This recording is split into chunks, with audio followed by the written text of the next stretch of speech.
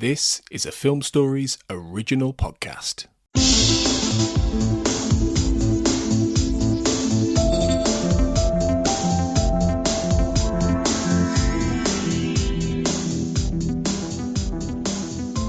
Hello everyone, welcome to the Xcast X-Files Podwatch, and today we're covering Tempus, Fugit and Max. I'm your host Carl Sweeney, and joining me to discuss these two episodes is Chris Knowles. Hi Chris. Hello Carl. Just a quick reminder, people who haven't heard Chris so far on this Podwatch, check out the complete X-Files book that he co-authored, check out his blog at The Secret Sun, and salivate in anticipation of his blogs about Season 11 too, because they'll be coming before too long.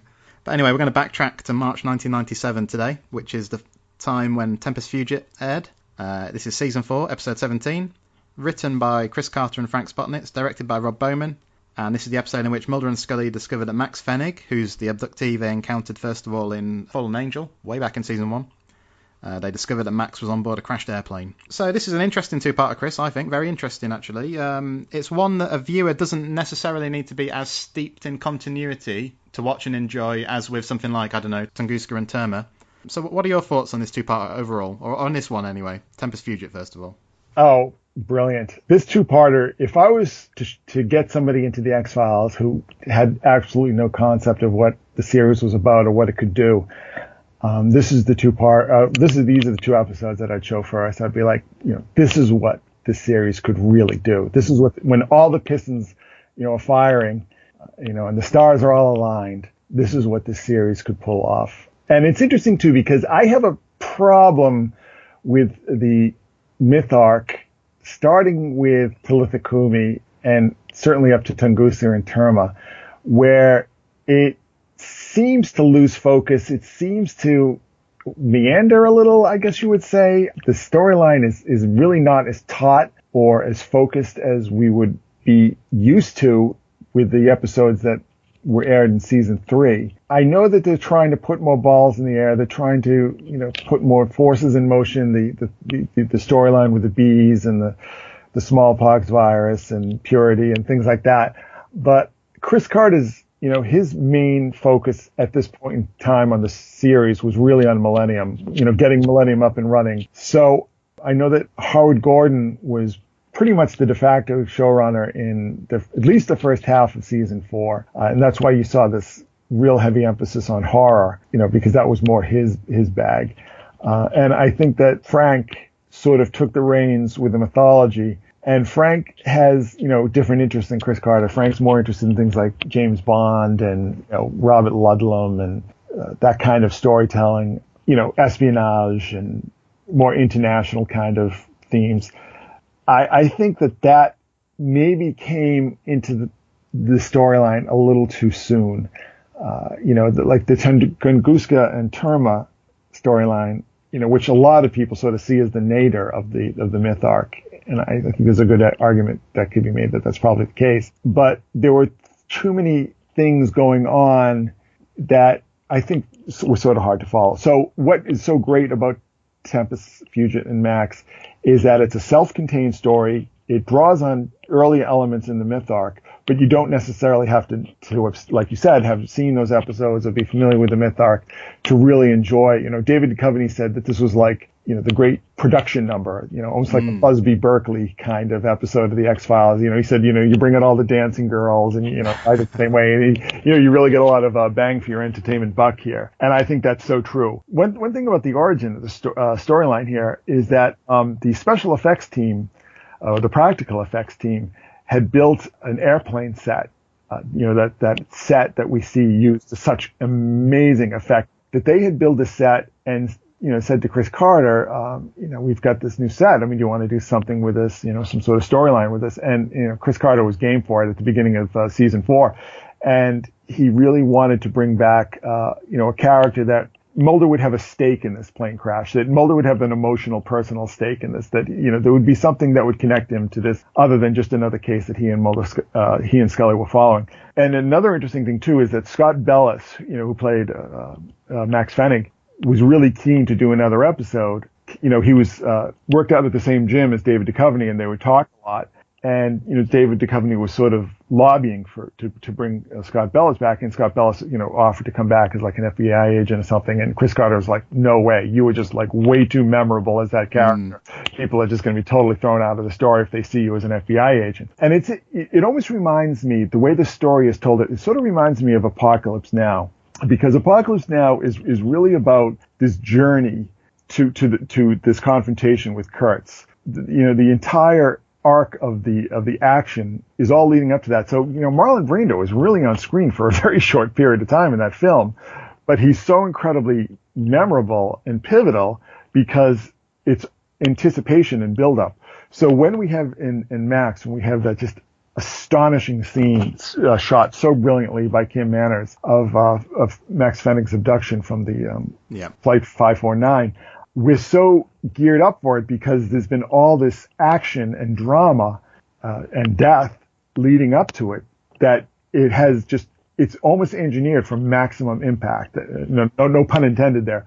But the drama is so acute because you've been anticipating for the last 70 minutes where this story is going. And then when it's almost like delayed gratification, where you delay the climax, you would delay the sort of denouement here, that when you finally hit with it, you're like, oh my Lord, this is just so, you're left breathless by it. And that's why this two-parter is so brilliant. And really, I think, I would argue, and I think other people have made this argument as well, is that this should have been the first feature movie. They should have saved the script for what, became Fight the Future. This would have been a perfect X-Files feature film.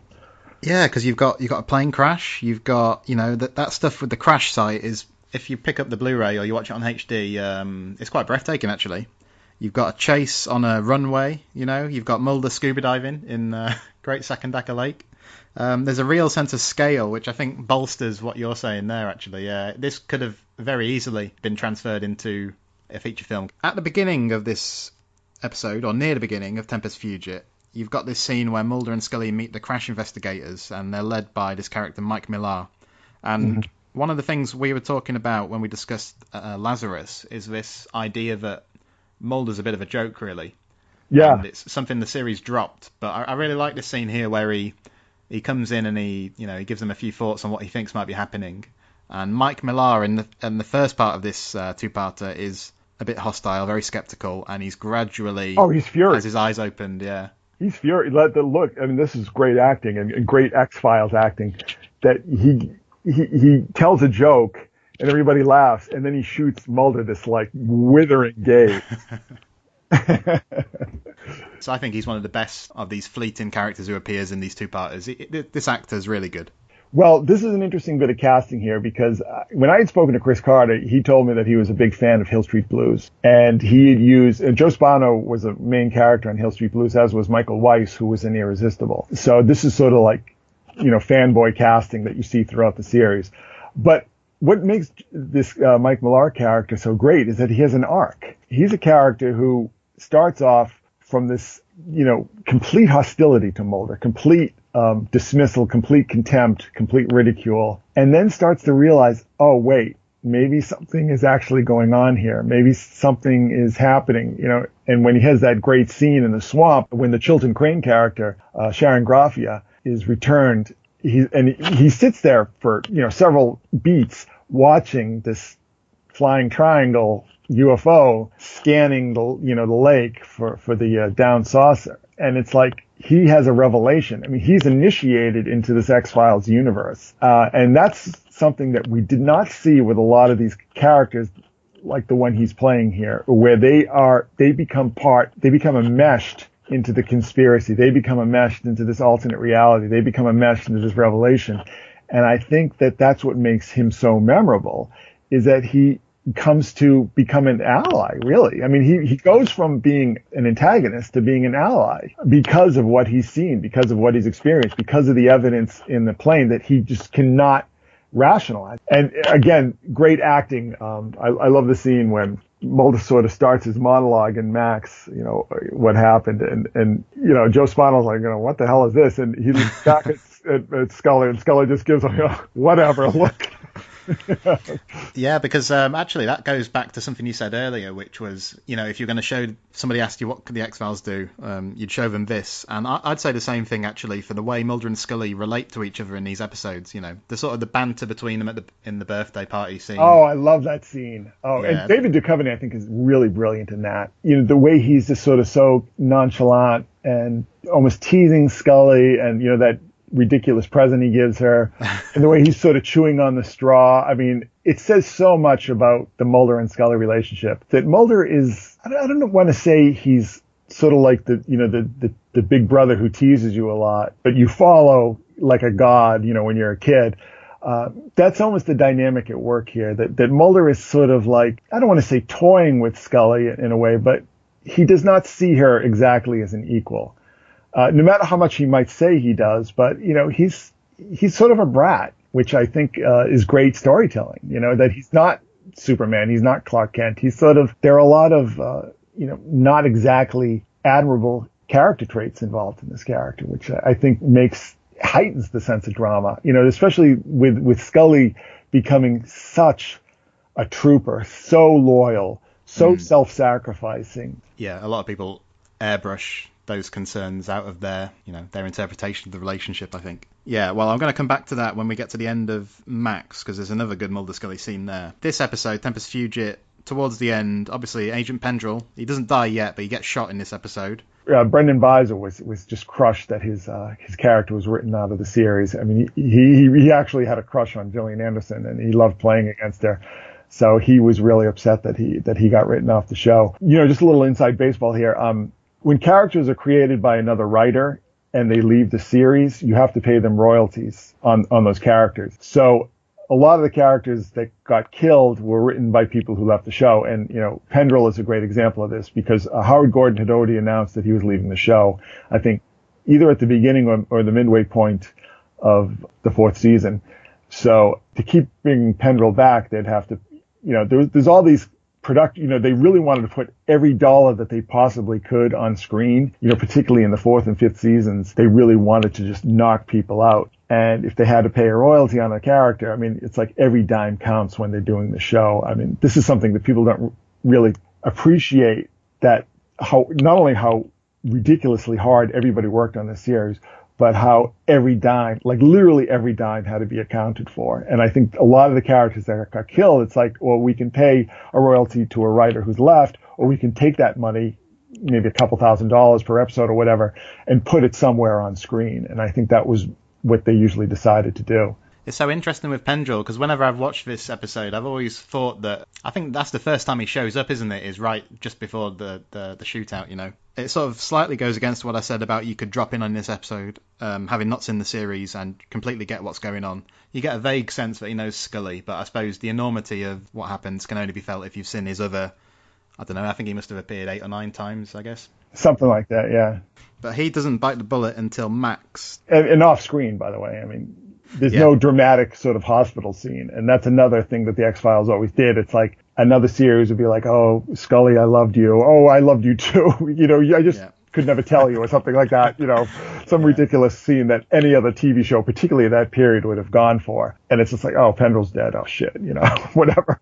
Yeah, not only that, but she doesn't even know his first name as well, which is a nice little detail. Yeah, it's brilliant. Brilliant writing.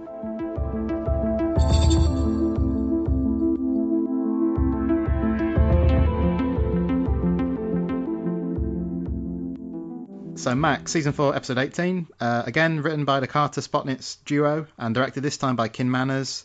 And in this episode, Mulder continues to piece together what happened to Flight 549. So, I mean, occasionally I think an X-Files two-parter would flounder a little bit on the second part, but I don't think this one does. I think this one keeps up the momentum very well. And leads to that crashing grand finale, too, which is just astonishing. I think the tension, again, this is not a two-part episode. This is a feature film broken in two, in my opinion. There's a real poignancy to the portrayal of Max. He just wanted to be alone, and this all befell him. It's really beautifully observed, I think. And the great thing is that he's dead. We're experiencing this. We're getting to know more about his character through these videotapes that he shot. And I think that's such a great touch. It's so powerful because we realize how sad this character was, how I don't want to necessarily say pathetic, but he's kind of a pathetic character. I mean, he lives alone in this rundown old trailer in a trailer park, and wants, like you said, he just wants to be left alone. He wants these experiences to stop, but at the same time, he's devoting all his time and resources to trying to get to the bottom of why this is happening and who else this is happening to. You know, he's another one of these great self-sacrificing characters. You know, a great scene. Again, David Duchovny is just brilliant throughout this two-parter. That scene when the trailer park superintendent comes in and has that conversation with Mulder about Max, and you can really see that this is really affecting Mulder, but he's trying to bottle it all up. And that's really good acting, you know, where you're trying to repress an emotion, because the actorly instinct is to play the emotion, right? Yeah. Not to necessarily bottle it up. And just the way these two characters are like, you know, we really had affection for this Max Fenning character, but he was kind of like a weirdo and he told all these crazy stories. I mean, just the way it's played is just, these guys really did their homework. There's so much work that was done on this series. It just becomes almost like the shading. It's, you know, like a painter sort of just adding a little bit of shading to a face, but you don't realize that behind that little bit of shading that they make look so easy is just hundreds and thousands of hours of work and study. I sort of see this in many ways as the pinnacle of the myth arc, even though, you know, things aren't necessarily resolved, things aren't explained, characters that we're familiar with don't necessarily appear. What makes this so great is that it shows you the toll that all of this is having on people who are entirely innocent, people who are just innocent bystanders are sort of sucked into this maelstrom. We as we know, it threatens to engulf the entire world. But just, you know, people like Max Fenning and Sharon Graffia, who are just these marginal characters that no one would notice if they passed them on the street, and become so pivotal in the storyline. And that to me is great storytelling, because it gives all of this stakes. There are real stakes here. And I don't necessarily believe that a lot of storylines in other programs that people really gravitate towards, you know, because of the romance of it and the excitement of it, necessarily have the same dramatic effect here, because this is all happening to characters who really should have been left alone, you know? And that's what makes, again, Max Fenning such a great character and such a memorable character, a character that had so little screen time in the arc of this series, but he's so pivotal. I mean, you remember Max Fenning, you know? Now, some of the things this episode and the previous one have is a lot of the iconography that's associated with the X-Files, you know, can be found in episodes like this as well. So I'm thinking about the UFOs and the abductions. And there's a brilliant scene here. It's kind of a flashback scene with Mulder recounting to Mike Millar and to Scully what he thinks happened on the plane. And that's a real highlight of this two-parter, I think. That's brilliant, that stuff. Yeah, well, that's the meeting with Kurtz. I mean, that's where you're at the end of the river now. That's what makes it so great, because you really are wondering, you're hearing all these different stories, all these different points of view, all these theories, and then it's all sort of put in your face. Now, there's something else I want to point out here is that, you know, these episodes are directed by Rob Bowman and Kim Manners. I mean, people with two entirely different storytelling sensibilities, but it's all seamless. When I watch this, it all feels like it's of a whole. And yes. I can tell the difference between a Rob Bowman direction and a Kim Manners direction in other points in the series. But in this two-parter, these guys were acting like it's a synergy. It's almost like a psychic link, because the storytelling here is seamless. So, I mean, assuming that they're not psychic, what kind of level of collaboration do you think there would have been between the two of them as the first episode was shooting and so on, to kind of make sure things lined up? How would they have worked that, do you think? I think they would have had a lot of meetings.